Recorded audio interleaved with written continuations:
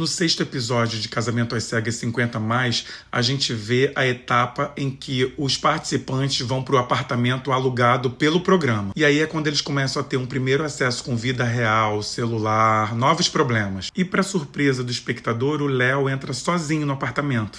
Aí eu pensei, poxa, que bom, a Lika não vai alimentar ainda mais uma situação onde ela não vê futuro e que quanto mais ela demorasse para pular fora, pior seria, porque envolve o sentimento do outro. E essas construções subjetivas da mente são tão difíceis da gente desfazer depois, por isso é tão importante o debate sobre responsabilidade afetiva. Bom, eu já estava prestes a dar um ponto para a Lika quando ela adentra o apartamento e reconhece naquela entrevista individual que eles dão pro programa que ela ia desistir, mas que voltou atrás. E aí eu fiquei pensando que essa dificuldade de tomar uma decisão de algo que ela quer muito, que é pular fora desse barco e não ficar com o Léo, pode ser pela dificuldade de reconhecer que um projeto no qual ela estava inserida não deu certo e ela precisava entender que estava tudo bem, porque as chances de conhecer alguém e dar certo, seguindo os processos normais de uma relação, já é difícil. Imagina num reality show em que antes de você ter um contato físico com a pessoa, você pede ou é pedida em casamento. Nesse episódio, a Lika teve uma fala que resumiu bastante o que ela é. Ela contou sobre um hobby que ela já teve na vida, de pintar telas, e que aí ela comprou 300 telas, ficou pintando até enjoar e depois passou para outro hobby. E aí eu entendi que ela é assim com tudo. Vocês lembram que nos outros episódios ela falava que o Léo era muito frio, que tinha que ser mais intenso, que queria que ele chamasse ela para morar junto logo de cara, que com ela é tudo ou nada? Então ela é assim até com hobby. Só que o problema é que essa pressa para ser tudo logo de cara faz com que o nada venha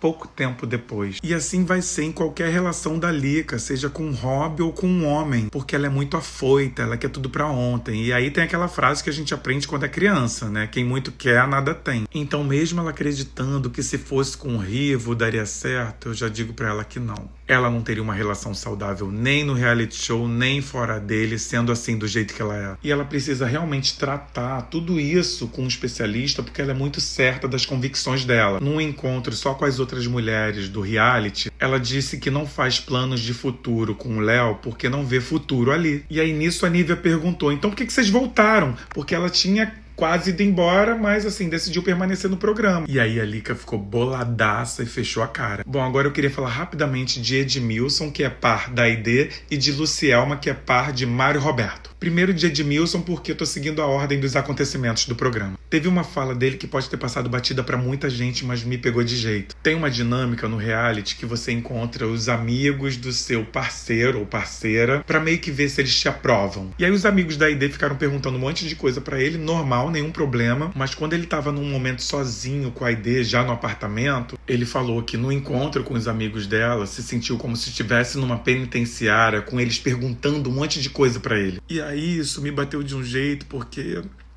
ele sendo um homem preto, né? E não consegui, por exemplo, pensar, me sentir numa coletiva de imprensa, com um monte de jornalista me perguntando um monte de coisa sobre a minha vida, ter como referência penitenciária, e a gente sabendo que o encarceramento em massa do povo preto no Brasil é uma manifestação do racismo estrutural, me deixou bastante triste, porque é o que tá no imaginário dele ao ser deparado com as pessoas perguntando um monte de coisa pra ele. E eu tô aqui, tanta gente tá lutando, fazendo vídeo, militando para criar novos e melhores imaginários para o povo preto. Bom, e aí falando de Lucielma, que é uma mulher preta para quem o amor costuma ser negado, também me bateu de jeito com a carta que ela escreveu para o Mário Roberto, se declarando para ele, dizendo que tá amando. É claro que a pressa dela, assim como a pressa da Lika, deve fazer com que as coisas não deem certo na relação, mas as motivações que fazem essas duas mulheres serem assim são bem diferentes. E eu não quero diminuir o porquê da Lika ser assim não, tá? Porque eu não sei o que ela passou na vida. Mas uma coisa é certa, por ser uma mulher branca, ela tem muito mais oportunidades no campo do amor. Já a Lucielma não. E aí talvez por isso ela tenha querido abraçar a oportunidade que ela chama de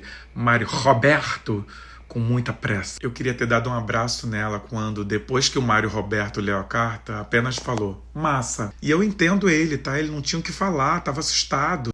Mas ela ficou bem desapontada. São coisas que colocam a gente numa sinuca de bico. Ela tá certa em querer pra ontem um amor que ela nem sabe se ama? Não. Mas a questão é, quais são as experiências que ela passou, que ela vivenciou, que fazem ela agir da forma errada? Bom, sigamos para as cenas dos próximos episódios.